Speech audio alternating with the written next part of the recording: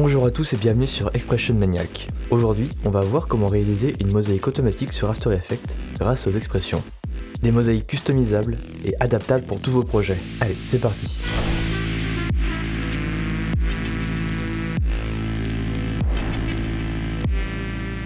Alors, pour créer cette mosaïque, vous aurez besoin uniquement de deux compositions.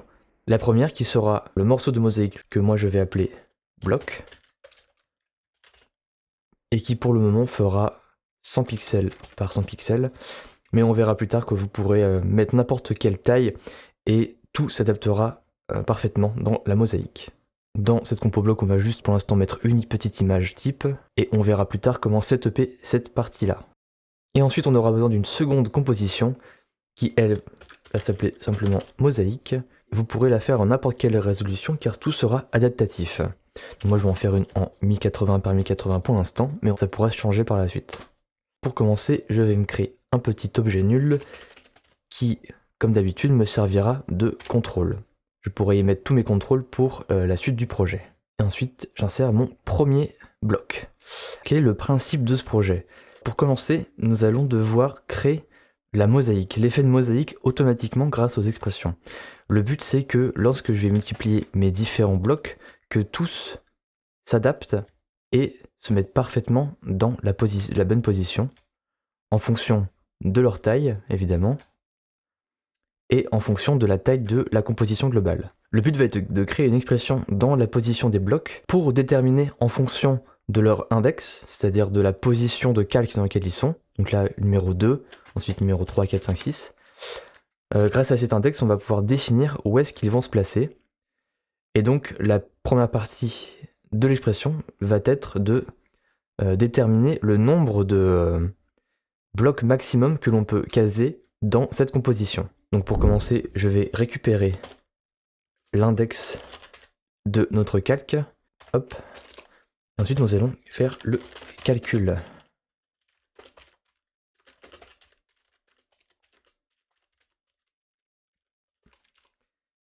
Donc je vais faire ma petite valeur max par ligne. Et le principe est très simple. Nous avons ici la taille de notre composition, qui est de 1080 pixels actuellement, et la taille de notre bloc, qui est de 100 pixels. Et donc, pour trouver le nombre maximum de blocs que l'on peut caser, il suffit simplement de récupérer la largeur de la compo, divisé par la largeur de notre bloc. Et donc pour ça, il suffit de récupérer la valeur de la compo qui est discomp with et on le divise par thisLayer with. Donc là, on récupère le nombre maximum de blocs que l'on peut mettre dans une ligne. Si vous voulez récupérer le résultat d'un calcul, très simplement, vous avez juste à écrire throw juste avant votre ligne, enfin votre calcul, et l'erreur vous indique le résultat de cette ligne-là, ce qui est pratique. Et on voit que le résultat du maximum par ligne est de 10,8 blocs. Ce qui veut dire que l'on peut placer 10 blocs entiers dans une ligne, mais le 11e, quant à lui, va dépasser un petit peu. C'est donc pour cela qu'il faut qu'on arrondisse notre résultat en utilisant l'expression floor. Et si on met le calcul entre parenthèses, ici on récupérera un nombre arrondi. Donc si je remets throws, on récupère uniquement 10. Maintenant qu'on a trouvé le nombre de blocs qu'on peut mettre dans une rangée, il faut qu'on calcule une valeur qui nous dise quand est-ce qu'on fait un retour à la ligne. Ou pour être plus précis, une variable qui nous retourne le numéro de ligne sur lequel se trouve le bloc, ce qui nous permettra plus tard de calculer sa position verticale. Et pour cela, je récupère l'index de notre calque, qu'on va appeler i, et je le divise par la valeur qu'on a calculée précédemment, max par ligne. Et comme pour le max par ligne, je veux pas de valeur décimale, je veux une valeur entière, donc je vais faire pareil qu'avant, mat.floor, ce qui fait que ma variable retour à la ligne m'indique le numéro de ligne sur lequel se trouve le bloc. Avec ce calcul, on voit bien que pour les 10 premiers blocs, le résultat sera toujours inférieur à 1, vu que le max de ligne, dans ce cas-là, est de 10. Et donc, vu qu'on obtiendra pour les 10 premiers blocs un résultat inférieur à 1, eh bien le Matfloor va les arrondir à l'inférieur, donc à 0. Alors que dès qu'on va passer au 11e bloc, on obtiendra un résultat au-dessus de 1, et donc le Matfloor va l'arrondir à 1. Et une fois qu'on sera au 21e bloc, il va l'arrondir à 2, etc., etc. Donc pour l'instant, même si c'est un peu flou, vous verrez pour la suite pourquoi je fais ça. Maintenant qu'on a calculé le maximum de blocs par ligne et à quel moment on fait le retour à la ligne du bloc, on va pouvoir calculer leur position. Alors la valeur x, nous allons récupérer la largeur de notre bloc, thisLayer width, et on va la multiplier par l'index modulo de max par ligne. Ce qui veut dire que notre index va tourner en boucle par rapport au nombre de leaks max. Lorsque l'index atteindra le chiffre max par ligne, enfin la valeur max par ligne, il va revenir à 0. Ce qui fait que là, notre max par ligne, on avait vu, c'était 10 pour cette compo. Donc dès que l'index va être égal à 11, eh bien, au lieu de valoir 11, il va revenir à 0, et ainsi de suite. Un peu comme une horloge finalement. Et vu qu'on multiplie cette valeur par la largeur de la compo bloc, on voit qu'il se positionne parfaitement et se décale parfaitement en fonction de sa taille. On peut le voir en action juste ici. Si je multiplie mon bloc, on voit que sur les 10 premiers, 1, 2, 3, 4, 5, 6, 7, 8, 9, 10, les 10 premiers, ils se positionnent bien, et dès que je vais mettre le 11e, hop, on voit qu'il revient à la position de départ. Maintenant, ce qui nous manque, c'est de calculer la position Y du calque. Pour ça, on va utiliser la fameuse valeur qu'on a eue retour à la ligne, ce qui fait qu'on récupère la hauteur de notre calque, donc thisLayer height, et on va le multiplier par retour ligne. Le retour à la ligne gagne 1 à chaque fois qu'on a atteint le bout, enfin le nombre de blocs max. Donc pareil, là 4, 5, 6, 7, 8, 9, 10, et au 11e retour à la ligne va valoir 1. Et hop, bah il descend quoi, simplement. Et on peut continuer ainsi, on peut en faire des centaines, sans problème. On va juste régler le petit problème de la position, parce que là pour l'instant le premier est en 0, 0. Mais on va créer dans notre contrôle un premier effet de contrôle.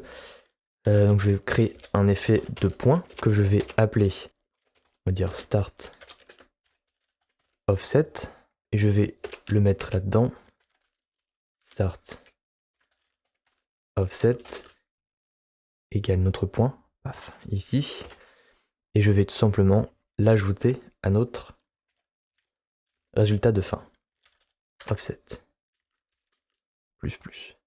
Voilà, ce qui fait que tous nos blocs vont être contrôlés avec ça. Et pour vous montrer que ça marche parfaitement, si j'en mets comme ça une soixantaine de points, si je change la taille de mon bloc et que je le passe dans les 150 pixels par 100, et que j'adapte la forme qui est dedans également, sinon ça marche pas, enfin, ça va pas se voir visuellement,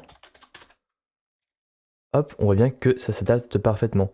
Et qu'ici, il y a forcément un petit gap vu que on veut pas que nos blocs dépassent la compo. Et c'est également la même chose pour la compo mosaïque. Si je la change de taille comme ça, par exemple, et on voit que ça s'adapte également parfaitement.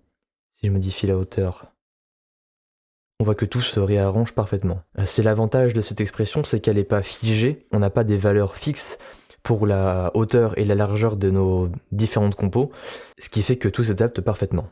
Maintenant c'est bien beau, on a notre mosaïque, mais il s'agirait maintenant de pouvoir l'animer, tout simplement. Et là vous vous dites ça va être compliqué parce qu'on a 69 calques. Est-ce qu'il va falloir qu'on copie-colle 69 points clés partout pour faire l'animation? La réponse est évidemment non. On va pouvoir setuper l'animation sur notre premier bloc et faire en sorte que tous les blocs qui suivent copient cette même animation. On pourra même rajouter dans notre contrôle un petit slider de délai, ce qui fait que comme sur cette animation-ci, tous les blocs pourront s'adapter les uns après les autres, enfin s'afficher les uns après les autres. Alors comment faire? Donc déjà, on va supprimer tous nos blocs et on va en garder uniquement 2. D'ailleurs, le premier bloc, je vais l'appeler le bloc maître, car c'est lui qui va être le maître de l'animation pour tous les calques qui suivront. Et sur ce bloc maître, on va mettre un effet de transformation. C'est sur cet effet qu'on va faire toutes les animations d'arrivée et de départ de nos blocs. Pourquoi faire ça sur un effet à part? C'est que ce sera beaucoup plus simple à gérer que de le faire directement avec des positions ou des échelles qu'on a déjà utilisées pour faire des expressions. Ce sera plus simple même à copier-coller sur les blocs suivants. Donc par exemple, créons une mini animation très simple. Voilà. Maintenant, on veut que notre bloc suivant et tout celui d'après copie-colle notre bloc principal. Pour ce faire, on va également mettre un effet transform dessus et on va créer une expression dans l'échelle. On va récupérer la valeur du transform ici avec le lasso. Ce qui fait que, hop, comme par magie, notre calque récupère bien toutes les mêmes valeurs. Et si je multiplie, hop, pareil, tous ont la même animation. Sauf que maintenant, on aimerait bien pouvoir créer un petit délai entre chaque bloc. Pour ça, je vais créer un petit slider dans notre contrôle que je vais appeler animation délai. Et on va retourner dans notre expression. Donc je vais récupérer ma valeur, delay, qui est ici, hop. Pour créer ce délai, on va utiliser l'expression value at time, qui nous permet de récupérer la valeur choisie à un temps spécifique, au temps qu'on souhaite. Et la valeur qu'on peut mettre entre parenthèses correspond à la seconde que l'on souhaite. Donc si je mets par exemple la seconde numéro 1, on voit qu'on récupère déjà la valeur du scale à une seconde qui est de 100. Mais imaginons que je la mette le truc un peu plus loin. On voit qu'à 1 on est à 93 et on récupère bien 93,6. Ici, il faut que nous mettions time moins le délai qu'on a choisi. Ce qui fait que ici par exemple, time, nous sommes à 1 seconde dans notre compo. Donc on récupère la valeur à 1 seconde moins notre délai, qui est ici de 1. Donc on récupère 1 moins 1 égale 0. Donc on récupère la valeur de l'échelle à 0 secondes. Et ce qui fait que notre animation va avoir 1 seconde de décalage. Ce qui est un peu beaucoup. Moi j'aimerais bien pouvoir avoir un délai non pas en secondes mais en images. Donc tout ce que j'ai à faire pour ça, c'est multiplier mon délai par cette valeur comp bloc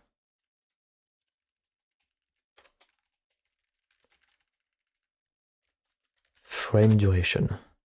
Ce qui fait que maintenant notre slider ne nous crée pas un délai en secondes mais en images. Ce qui permet d'être un peu plus fin. Maintenant il reste un dernier détail à regarder, c'est que si je multiplie tous mes calques, ils vont tous être délayés de la même façon. Donc il faut tous qu'ils soient délayés en fonction de l'index. Donc pour ce faire, on va récupérer notre petit i index et pareil, bien faire en sorte de le décaler en fonction des trucs que vous avez avant. Donc là, on va juste faire -1. J'ai plus qu'à faire délai multiplié par i. Et si maintenant je multiplie les calques, on va voir qu'ils vont tous être délayés, chacun les uns après les autres. Ici, ils sont tous délayés de 6,5 frames, on peut le voir là. Et si vous voulez que ça aille plus vite, vous réduisez ça. On va faire en sorte qu'ils soient délayés de 2 frames seulement. Hop là, beaucoup plus rapide. Et maintenant qu'on a fait ça pour l'échelle, on peut le copier-coller sur toutes les options de notre transform pour qu'il copie les valeurs de notre bloc maître. Et donc ça, il n'y a plus qu'à juste copier-coller et changer à chaque fois ici le paramètre. Hop, et voilà. Maintenant que tout est bien copié, on va faire un petit test. Sur notre bloc maître, je vais créer une animation, je sais pas, de rotation par exemple. Hop, je vais enlever celle de l'échelle et je vais faire une rotation. Et on voit bien que nos calques vont rotater, vont rotater avec le délai. Ça marche avec tous les points. Hein. Si je fais une position ça marche également. On voit qu'on peut même avoir des trucs assez rigolos. Et ça, on verra ça à la fin de la vidéo. On aura une partie où on peut voir les aspects un peu plus créatifs que nous offre ce type de setup.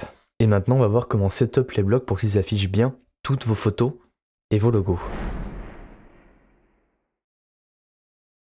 Vous allez aller dans votre bloc. Et dans votre bloc, vous allez mettre tous les éléments que vous voulez afficher dans votre mosaïque. Par exemple, je vais récupérer tous mes logos que j'ai ici. Je vais faire en sorte qu'ils se mettent tous à l'échelle par rapport à ma compo. Donc pour ça, j'utilise les raccourcis CTRL Maj Alt H pour tous les mettre à l'intérieur, et ceux qui restent, je fais CTRL Maj Alt G. Hop. Maintenant, il faut faire en sorte que tous nos logos ne fassent qu'une image et pas une de plus. Je vais tous les raccourcir et on va créer une séquence. On va tous les faire s'afficher les uns après les autres. Donc pour ça, vous allez tous les sélectionner de haut en bas. Clic droit sur le premier, keyframe assistant ou assistant keyframe en français, et séquence layer.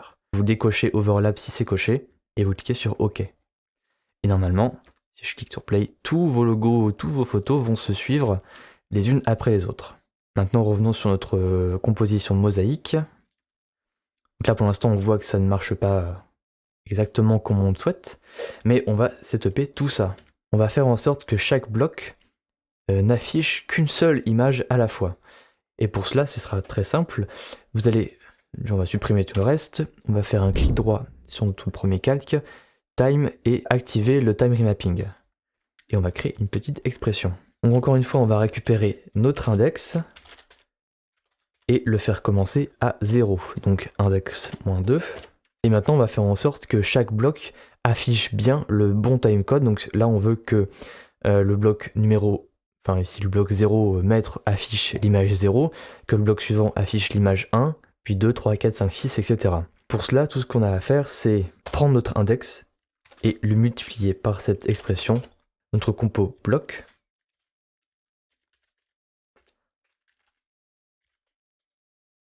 et récupérer la durée d'une image. Pourquoi récupérer cette formule-là?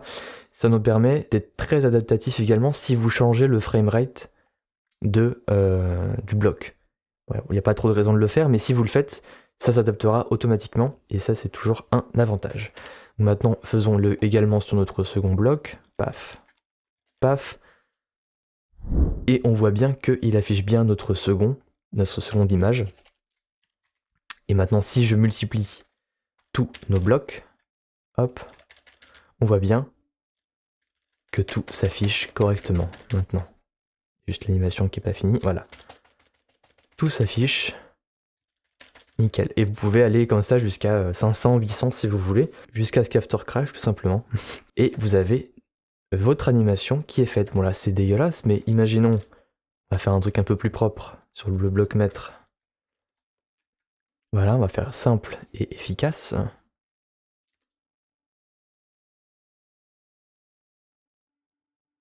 Et voilà, tout s'affiche correctement et tout nickel. Vous pouvez toujours changer le nombre de frames de décalage entre chaque image. Vous pouvez donc rallonger un peu ou le raccourcir à votre guise.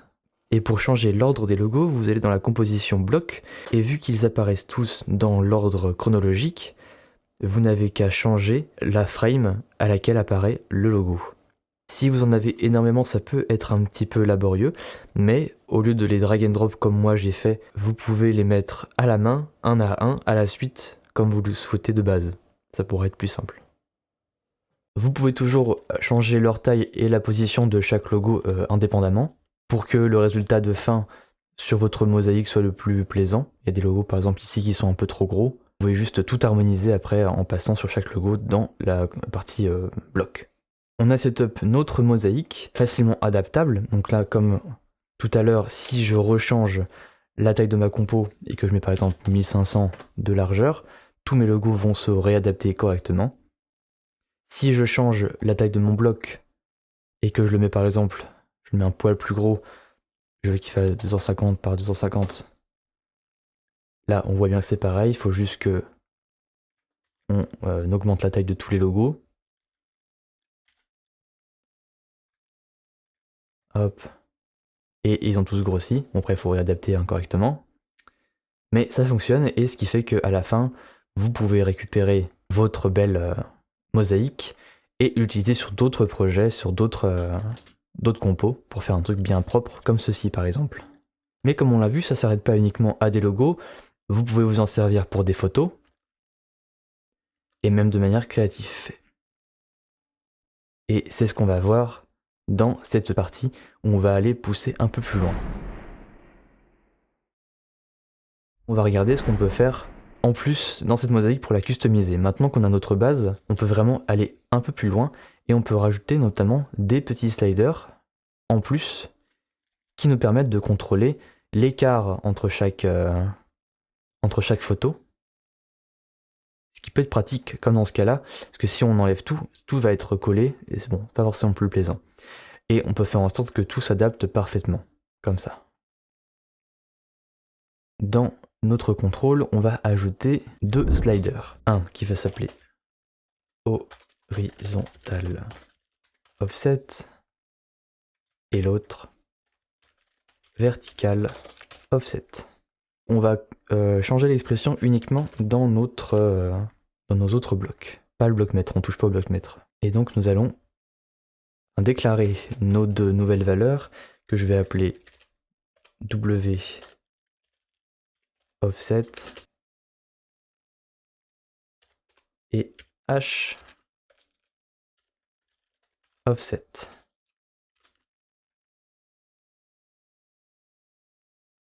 Et donc maintenant qu'on a déclaré nos 2 valeurs, on va les rajouter ici après thisLayer with. Donc on va faire thisLayer with plus W offset. Le rajouter ici dans le max par ligne nous permet de faire en sorte que les logos se retournent à la ligne quand ils arrivent le bout de la compo. Si on le voit ici, si je teste, si j'augmente assez, normalement, il devrait changer de ligne. Voilà, comme ça. Sauf que là, on voit que visuellement, il n'y a pas d'impact visuel parce qu'on ne l'a pas rajouté dans la position calculée. Et il faut le rajouter ici. thisLayer with plus W offset. Et là, normalement, notre glissière marche. Ici, je multiplie mes blocs. On peut voir que tout s'adapte bien. Si je descends, hop, tout s'en met bien correctement. Voilà. Et maintenant, pour l'offset vertical, tout ce que j'ai à faire, c'est le rajouter ici. Plus H offset. Normalement, si je multiplie tous mes blocs, on peut voir que tous se décalent. Pour le coup, on s'en fiche que ça dépasse en dessous, c'est pas trop important. Le plus important, c'est que ça dépasse pas sur le côté. Donc ça vous donne un premier aperçu de ce qu'on peut faire en plus. Maintenant qu'on a bien setup notre mosaïque de base, vous pouvez rajouter et customiser des expressions pour faire des animations sympas, sur mesure. Vous pouvez adapter tout ça en fonction de vos besoins. Et vous pouvez même le faire de manière beaucoup plus créative.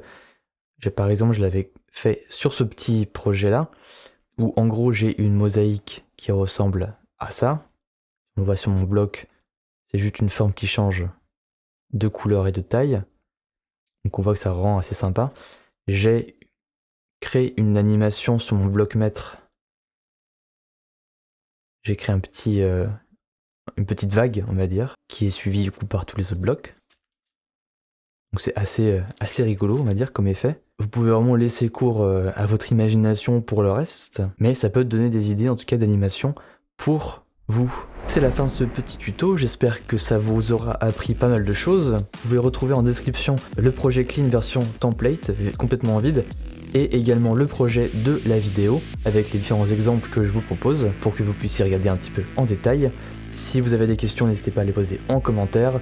Vous pouvez rejoindre le Discord pour en apprendre plus. Abonnez-vous, mettez la cloche et à très bientôt.